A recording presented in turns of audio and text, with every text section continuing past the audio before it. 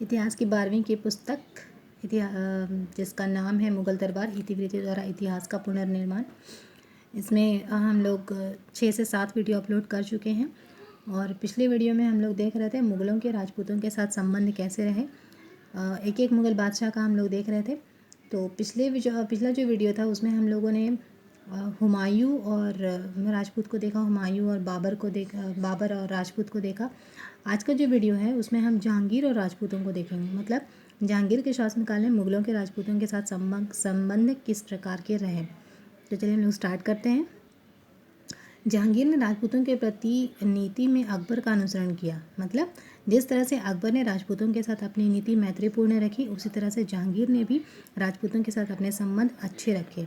जिस तरह से अकबर ने राजपूत राजाओं को हराने के बजाय उनको अपनी अधीनता में लाने की नीति अपनाई थी, उसी तरह से जहांगीर ने भी मुग़ल राजपूत राजाओं को अपने अधीन लाया और उन्हें अपनी प्रभुसत्ता स्वीकार करवाई। तो उसने कहना है कि उसने अकबर के समान उन राजपूत राजाओं के प्रति उदारता की नीति अपनाई जिन्होंने मुग़ल प्रभुसत्ता को स्वीकार कर लिया था। मतलब जहांगीर ने उन राजपूत राजाओं के साथ मैत्रीपूर्ण संबंध रखे जिसने उसकी अधीनता स्वीकार कर लिया था और उसे कर देना स्वीकार कर लिया था। लेकिन उन राजाओं के प्रति उसने आक्रामक नीति अपनाई जिन्होंने मुग़ल अधीनता को स्वीकार नहीं किया था। तो इसका उदाहरण हम देखेंगे। वो राजा बना या जब वो बादशाह बना तो अपने राज्यारोहण के कुछ दिनों के बाद ही उसने मेवाड़ विजय का प्रयास आरंभ कर दिया था। मेवाड़ पर मुग़लों ने पूरी शक्ति से आक्रमण किया और स्वयं जहांगीर भी अजमेर गया था जिसने मुग़ल अभियान की दृष्टि रखी जा सके। 1616 ईस्वी में उसने मेवाड़ के साथ संधि कर ली थी। संधि की शर्तें इस प्रकार की गई थी कि मेवाड़ के राजा जो थे राणा अमर सिंह की मर्यादा की पूरी रक्षा की जा सके। राणा को व्यक्तिगत रूप से दरबार में उपस्थित होने और विवाह संबंध स्थापित करने की शर्तों से मुक्त कर दिया था। मतलब क्या है कि मुग़लों ने यानी जहांगीर ने राजपूत शासक जो है मेवाड़ के जो शासक हैं उनके साथ उसने पहले युद्ध की शुरुआत की 1616 ईस्वी में। लेकिन जब देखा गया कि वो संधि के लिए तैयार हो गए हैं तो फिर मुग़लों ने यानी कि जहांगीर ने राजपूत शासक से संधि कर ली। और संधि में जो शर्तें रखी गई थी वो किसी तरह से अपमानजनक संधि नहीं थी।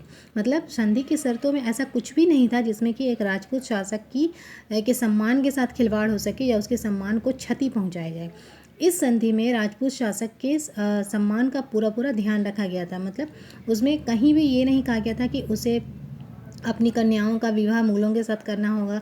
मतलब वैवाहिक संबंध स्थापित करने के लिए उसे विवश भी नहीं किया गया था और ना ही ये शर्त रखी गई थी कि मेवाड़ के राजा जो हैं राणा अमर सिंह, उसको मुग़ल दरबार में अन्य राजाओं की तरह उपस्थित होना पड़ेगा, क्योंकि राजपूत राजा अमर सिंह भी एक राजा हैं और मुग़ल बादशाह जहांगीर भी एक राजा है। तो एक राजा को दूसरे राजा के दरबार में इस तरह से खड़ा नहीं किया जा सके जहां उसके राजा के सम्मान को हानि पहुंचे। यानी कि संधि की शर्तें जो थी उसमें पूरी तरह से एक राजपूत राजा के सम्मान का ध्यान रखा गया था। अब आगे देखते हैं हम लोग। राजकुमार करण सिंह जो कि अमर सिंह के बेटे थे, उनको 5000 मनसबदार नियुक्त किया गया। मतलब क्या है कि अमर सिंह जो है, जो एक राजपूत शासक हैं, उसके पुत्र राजकुमार करण सिंह को मुग़ल शासक जहांगीर ने अपने प्रशासनिक पदों पर बहुत ऊंचा प्रशासनिक पद प्रदान किया था, जिसे कि 5000 का मनसबदार नियुक्त किया गया था। तो ये इनके लिए एक सम्मान की बात थी। अब हम आगे देखेंगे। जहांगीर और नूरजहां ने राजकुमार को अनेक भेंटें भी प्रदान की और दरबार में उसका अत्यंत सौहार्दपूर्ण स्वागत किया। मतलब यहाँ पे जहांगीर पूरी तरह से उनका सम्मान का भी ध्यान रख रहा है और उनके साथ संबंध भी मैत्रीपूर्ण रख रहा है। राजकुमार करण सिंह जब उनके दरबार में आए तो जहांगीर और उनकी पत्नी नूरजहां ने उसको बहुत सारे उपहार भी दिए और बहुत अच्छा उनका दरबार में स्वागत भी हुआ।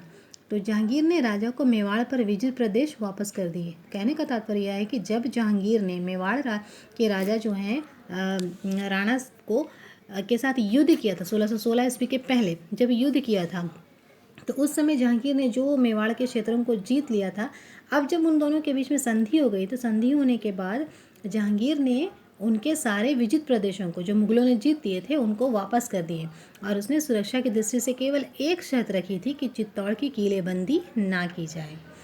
इससे स्पष्ट हो जाता है कि जहांगीर का उद्देश्य भी अकबर के समय राजपूतों से अच्छे संबंध रखना था। वह राजपूतों का दमन नहीं करना चाहता था।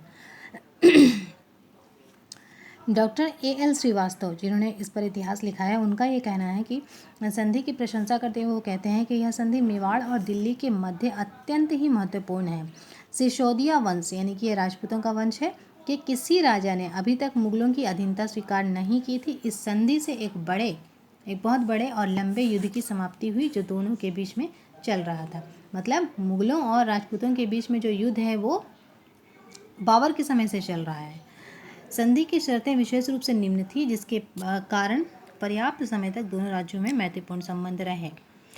जहांगीर ने राजपूतों को अपने पिता की नीति के अनुसार ऊंचे पदों पर रखे। जैसे कि आपने देखा कि करण सिंह को उसने 5000 का मनसब नियुक्त किया। मतलब क्या है कि उसने प्रशासनिक पदों पर ऊंचा पद दिया है उनको।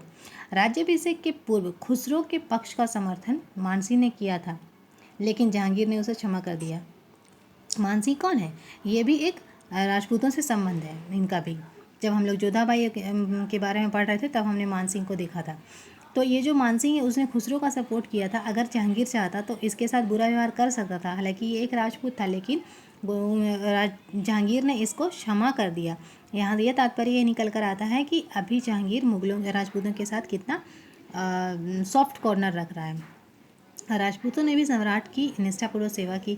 यहाँ पे देखिए, एक तरफ से नहीं हो रहा, दोनों तरफ के पक्ष को देखना पड़ेगा। जहाँ मुगल राजपूतों के साथ अच्छा व्यवहार कर रहे हैं, मैत्रीपूर्ण संबंध रख रहे हैं, वहीं राजपूत भी मुगलों के प्रति पूरी तरह से निष्ठावान हैं। वो पूरी तरह से इनके प्रति वफादार हैं। मतलब इनको जो भी प्रशासनिक पद दिए जा रहे हैं वो उसको बहुत ही ईमानदारी से निभा रहे हैं और अपना काम बहुत ही ईमानदारी से कर रहे हैं, और राजा के प्रति पूरी तरह से वो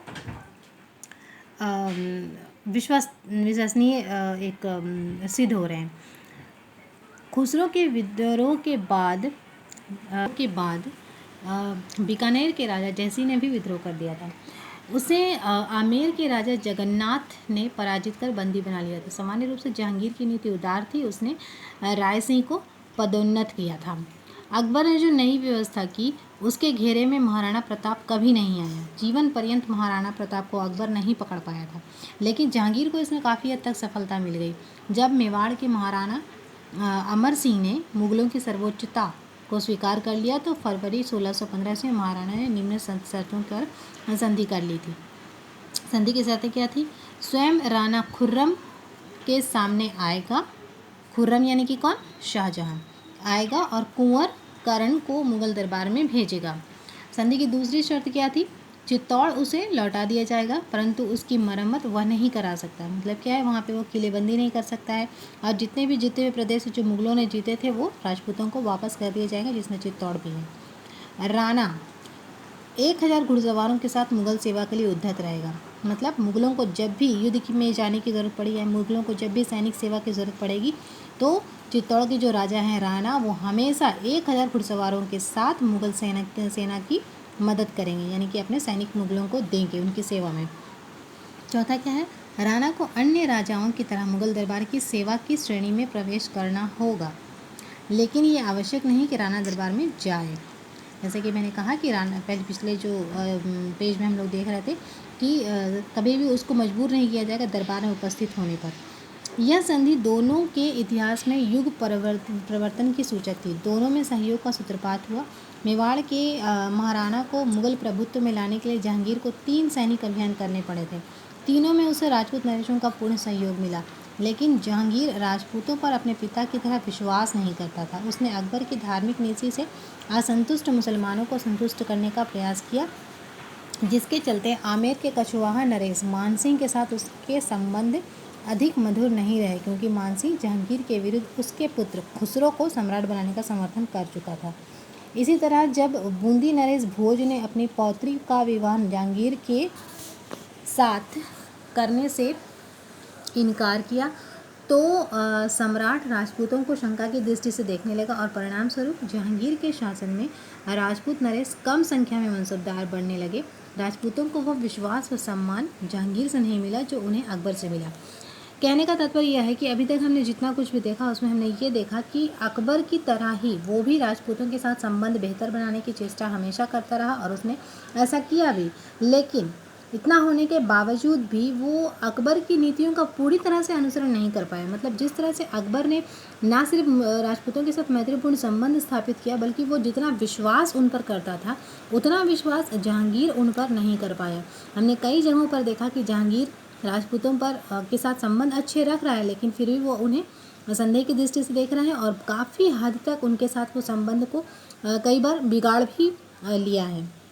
तो इस तरह से हम देख रहे हैं कि मुग़लों के समय, अकबर के समय में मुग़लों की सेना में या मुग़लों के प्रशासनिक पदों पर जितने राजपूतों को उच्च मनसबदारी मिली हुई थी, उच्च प्रशासनिक पद मिले हुए थे, उतनी संख्या में हम जहांगीर के समय में ऐसा नहीं देख रहे हैं। मतलब जहांगीर के समय में राजपूत नरेशों की संख्या या राजपूतों की संख्या मुग़ल प्रशासन में काफ़ी कम हो गई है। तो ये था जहांगीर और राजपूतों के बीच का संबंध।